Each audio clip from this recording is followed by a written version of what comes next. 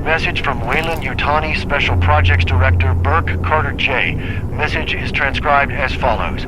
I don't have a lot of time. The jarheads are checking out the pickup spot. Look, they're gonna nuke the site. I tried to convince them otherwise, but look, you need to send a ship now. I've already got a backup plan to get the specimens back to you, but I can't be sure if... Female voice heard in the distance. Hey, company stooge, we're moving. Help me lift Gorman. Burke responds, all right, no problem. Message ends. Hello, Mr. Stone. It's me again. Well, after 7 unanswered messages, I won't be naive enough to expect a response, but I just want to ask you one question. What would they have wanted? Would they have wanted you to stay stuck in your home, drinking booze, living off your welfare checks and trying not to stare at their empty rooms? Or would they want you to get back up and do something with your life? Travel to another colony, meet people, start over? As always, Mr. Stone, you have my number. Ripley said I should talk to you, but you're on the radio. So, I'm sorry your face got burned. I didn't like the other soldiers, but you were nice. Thanks for trying to help me. I can't really think of anything else to say. I'll talk to you more once we wake up. Bad news. While attempting to dig a tunnel between the landing pad and the research modules, we broke into what looks like a pretty damned extensive cave system. This usually wouldn't be much of a problem, but the caves are full of those things, and we don't have the time to drill through, nor the explosives to plug the hole we opened. I requested a few sentry guns and some grunts to watch the hole until we can get a resupply, but for now we just gotta wait. Me, I'll be waiting as far from those damn caves as I can get. Site Foreman Josh Morris here with an update on the tunnel. Yeah, it ain't happening. The cave we found...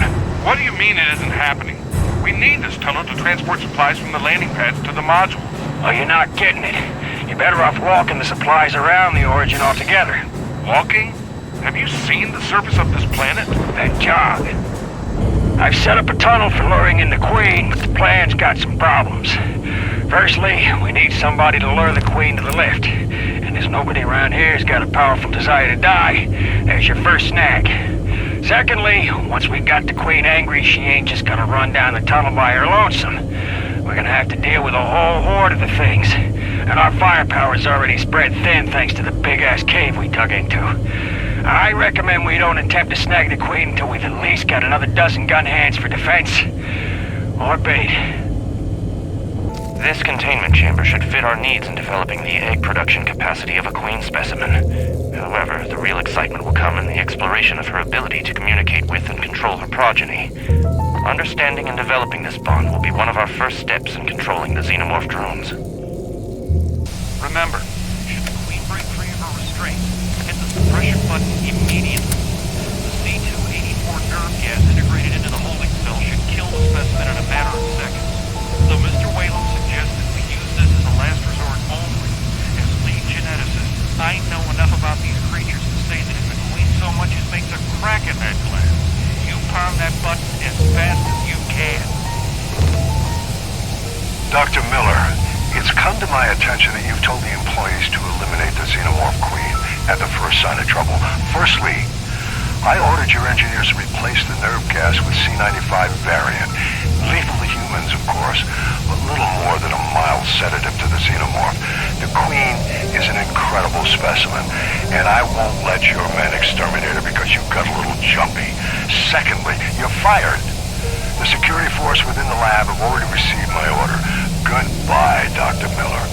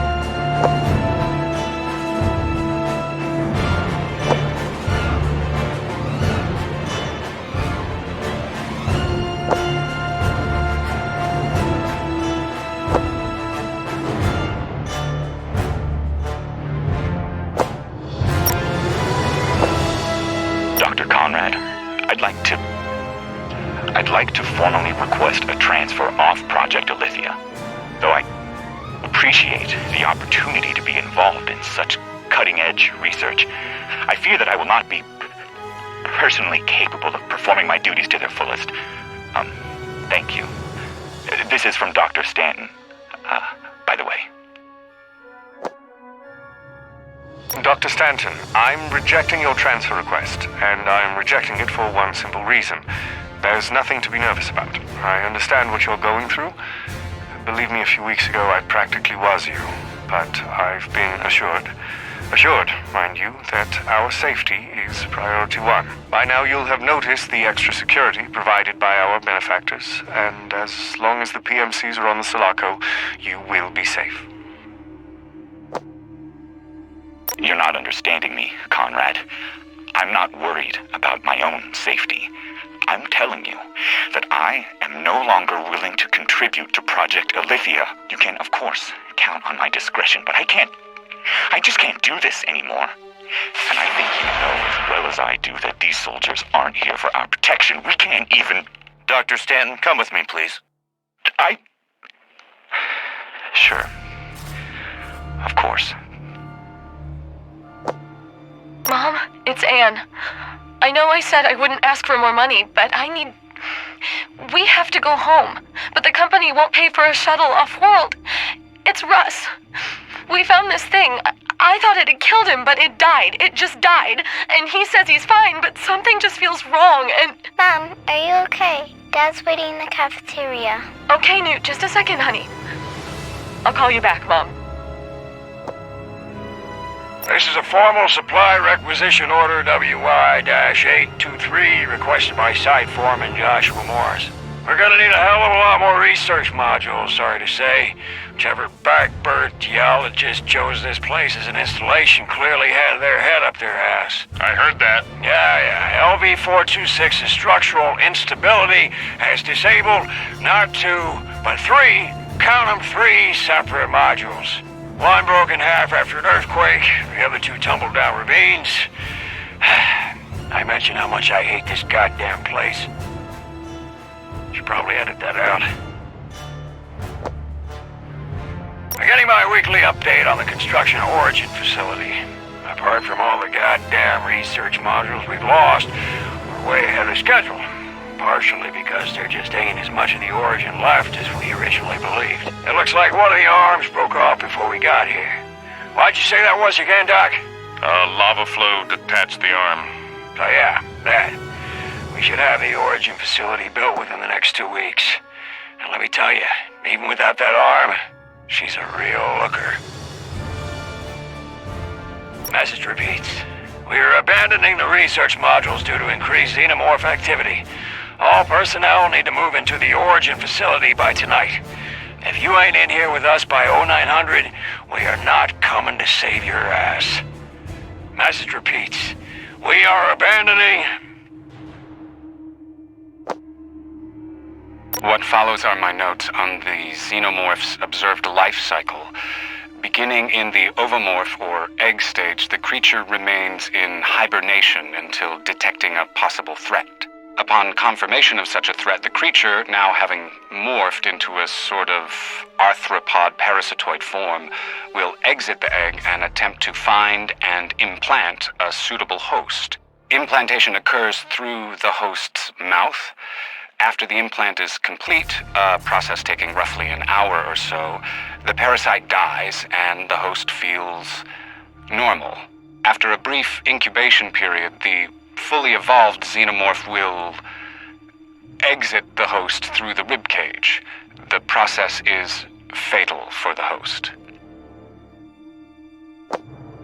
Autopsy report for Dr. David Hale, incubation specialist.